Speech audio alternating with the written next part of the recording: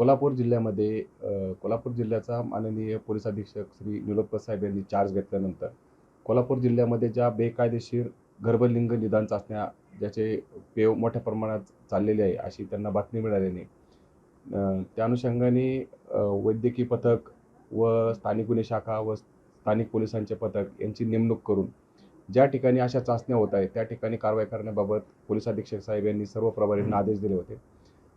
सदर भोगावती या ठिकाणी बेकायदेशीर गर्भलिंग निदान चाचणी चालू आहे अशी माहिती प्राप्त झाल्याने वैद्यकीय तालुका ग्रामीणचे जे वैद्यकीय पथक आहे त्यांनी सदर ठिकाणी जाऊन छापा घातला। त्या ठिकाणी खाजगी इसम व एक मदतनीस त्याचप्रमाणे दोन डॉक्टर नसतानाही डॉक्टरची प्रॅक्टिस करणारे दोन इसम असे 4 जणांना ताब्यात घेऊन जी मशीन यासाठी वापरली होती ती मशीन देखील ताब्यात घेतली व 4 इसमांकडून मशीन ताब्यात घेऊन त्यांच्यावरती गर्भलिंग निदान चाचणी अन्वये त्यांच्यावरती कारवाई करण्यात आलेली आहे। काय त्या ठिकाणी औषधं काही सापडली का? मुद्देमाल नेमका काय काय? सदर ठिकाणी एक बेकायदेशीर गर्भलिंग निदान चाचणी करण्यासाठी एक पोर्टेबल सोनोग्राफी मशीन ताब्यात घेण्यात आलेली आहे।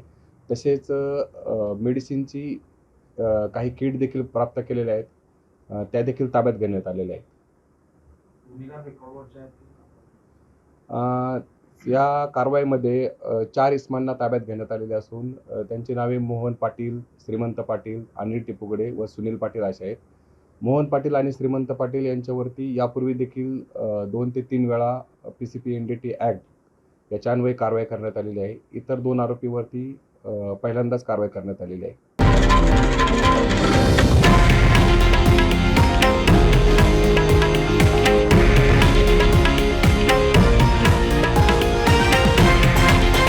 हे आहे देशातील नंबर 1 न्यूज नेटवर्क आणि आपण पाहत आहात TV9 मराठी, एकमेव।